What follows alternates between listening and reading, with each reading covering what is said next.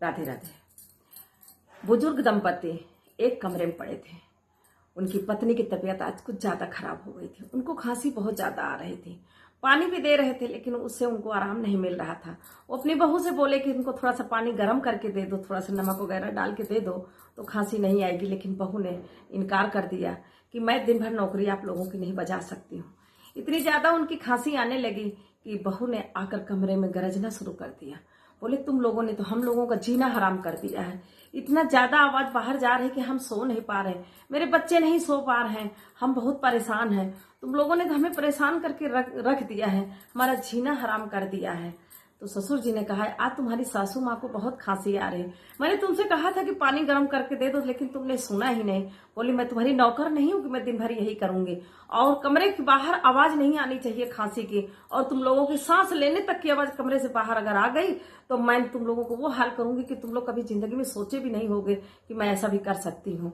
और कमरे में दरवाजे में लात मार के बहू चली जाती है। पति पत्नी रोने लगते हैं। पति बोलता है इन ऐसे ही बेटे बहू के लिए हम लोगों ने सपना देखा था, बेटा तो मेरा अपना जाया था, उसने नहीं समझा तो बहू मेरी क्या समझेगी। बहू तो वैसे ही हम लोगों का जीना हराम करके रखा है।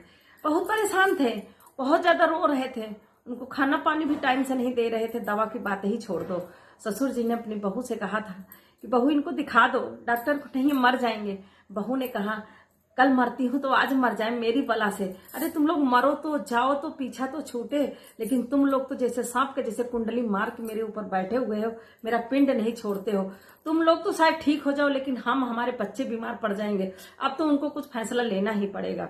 और वो बेटा उनका बाहर गया हुआ होता, दूसरे दिन आता है, अपनी पत्नी से कुछ बातें करना चाहता है तो पत्नी अपने पति को झिड़क देती है और कहती है अब तो तुम्हें फैसला करना है, या तो तुम्हें अपने माँ बाप के साथ रहना है या तो मेरे साथ रहना है। तो बेटा कहता है कि ऐसे कैसे हो सकता है, तुम क्यों इतना नाराज रहती हो, क्या बात है। बोले तुम्हारे माता पिता ने तो मेरा जीना हराम कर दिया, तुम्हारी अम्मा दिन भर खांसती रहती, दिन भर रात भर खांसती रहती, आज मैं एक हफ्ते से सो नहीं पाई हूँ। आज तो तुमको फैसला करना होगा, और नहीं फैसला करोगे तो मैं मैके चली जाऊंगी। समझदार बेटा होता तो यही कहता कि तू मैके चली जा, लेकिन मैं अपने माँ बाप को नहीं छोड़ूंगा। लेकिन उन निठल्ले बेटे ने कहा ठीक है मैं अपने माँ बाप से बात करता हूँ। बेटा 2 गिलास में दूध लेके अपने माँ बाप के पास जाता है और कहता है कि मम्मी पापा लीजिए दूध पी लीजिए, आप लोगों से कुछ जरूरी बात करनी है। तो पिता कहता है कि बेटा मुझे भी तुझसे जरूरी बात करनी है। तो बेटा कहता है कि पापा पहले आप कहिए। तो माँ कहती बेटा पहले तुम ही कह दो। तो कहता है नहीं पहले पापा बोले। तो पापा उसके बोलने लगते, कहते बेटा अब हम अपनी इस मोड़ पे, इस पड़ाव पर हम पहुंच चुके हैं कि हमें तो बीमारियां ही घेरे रहेंगी। तो अब हम सोच रहे हैं कि अपना बाकी जीवन किसी वृद्धाश्रम में बिता दें। क्यों तुम लोगों को परेशान करें, क्यों तुम्हारे बच्चे बीमार हो, तुम्हारी बहू को तकलीफ होती, तुम्हें तकलीफ होती है, तो हम लोग किसी वृद्धाश्रम में चले जाते हैं। बेटा इतना ज्यादा खुश होता है, बहू तो उसके 4 गुना खुश होती है कि हमें बिना कुछ कहे ही बुढ़ी बुढ़ा तैयार हो गए जाने के लिए। दोनों बहुत खुश होते हैं। बेटे की खुशी अंदर से बाहर निकल के फट पड़ती है और कहता पापा आप लोग बड़े हैं, जो सोचेंगे अच्छा ही सोचेंगे, और आपने जो सोचा है ठीक ही सोचा होगा। जब पिता ऐसे सुनते हैं तो कहते हैं बेटा मुझे तुझसे यही उम्मीद थी कि तू यही शब्द बोलेगा कि आप लोग चले जाएं तो ज्यादा अच्छा है। तो बेटा कहता है पापा आपने खुद ही फैसला कर लिया था, इसमें मैं क्या कर सकता हूँ। और मम्मी की तबीयत तो खैर खराब ही रहती है, मेरी भी इतनी पगार नहीं है कि मैं दवा इलाज करा सकूं। तो पिता कहते हैं बेटा सुन, ये घर मैंने तेरी मम्मी को गिफ्ट किया था उसके जन्मदिन पर, तो ये घर तो मम्मी तेरी छोड़ के जाएगी नहीं, और मैं तेरी मम्मी को छोड़ नहीं सकता हूँ क्योंकि हम दोनों ही एक दूसरे के पूरक हैं, हमें दोनों एक दूसरे के बिना नहीं रह सकते। तो बेटा एक काम करो कि तुम अपना इंतजाम कर लो, तुम लोग कहीं कमरा किराए पे ले लो और तुम लोग जाओ खुशी से, पति पत्नी अपने बच्चों के साथ रहो, हम बीमार लोगों को यहीं छोड़ दो, हम आराम से अपने घर में अपना इलाज जैसे भी होगा करेंगे, और उसके बाद मैं इस घर को वृद्धाश्रम बना दूंगा। जिनके बेटे तुम लोगों के जैसे बेटे बहू हैं उन सबको मैं अपने साथ रखूंगा, जो सुविधा होगी मैं वो दूंगा।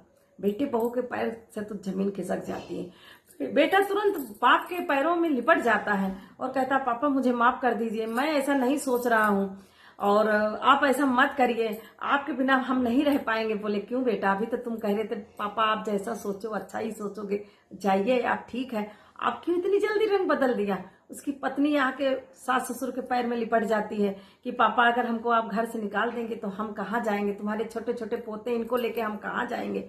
तो पिता कहते हैं तुमने सोचा यार 1.5-2 महीने से तुमने जीना हराम कर दिया है। तुम्हारी सासू माँ की जब से तबीयत खराब हुई है तुमने सोचा कि तुम हमको घर से निकालोगी तो हम कहाँ जाएंगे, हम इस उम्र में किसके सहारे जिएंगे। लेकिन तुम लोगों ने ये नहीं सोचा, तुमको तो बस आए कि बस ये घर हमारे हाथ आ जाए, ये बुढ़ी बुढ़ा यहाँ से जाए।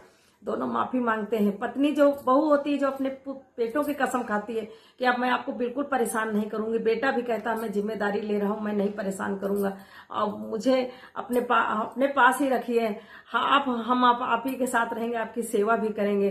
तो पिता कहता है मैं नहीं अब माफ कर सकता हूँ, क्योंकि वो दिन फिर दोबारा मैं नहीं देखना चाहता हूँ जो आज 1-1.5 महीने से तुम्हारी पत्नी ने हम लोगों के साथ किया है। अब आज ठीक रहोगे, कल फिर तुम लोग वही शुरू कर दोगे। तो बहू बेटे कहते नहीं पापा ऐसा नहीं होगा। तो उनकी पत्नी को दया आ जाती है, वो कहती रहने दीजिए ना, अब बेटों को हम घर से, बेटे बहू को घर से निकाल देंगे तो बिना पोतों की जिंदगी हमारी कैसी रहेगी। अब तो हमारी उम्र है हम अपने पोतों के साथ खेले कूदे, उनके साथ रहे। कहीं उनसे उम्मीद कर रही है जो वो कहते हैं कि इनके हमसे उनकी बीमारी लग जाएगी, लेकिन किसी तरह अपने पति को मना लेती हैं और बहू बेटों को माफ कर देती हैं। क्यों करते हो ऐसा? अपने माता पिता के साथ क्यों कहते हो? उनका कितना बड़ा दिल होता है, इतना अपमान करने के सुनने के बाद भी, अपना अपमान कराने के बाद भी वो माफ कर देते हैं। लेकिन बहू बेटे अपने सास ससुर को नहीं माफ कर पाते।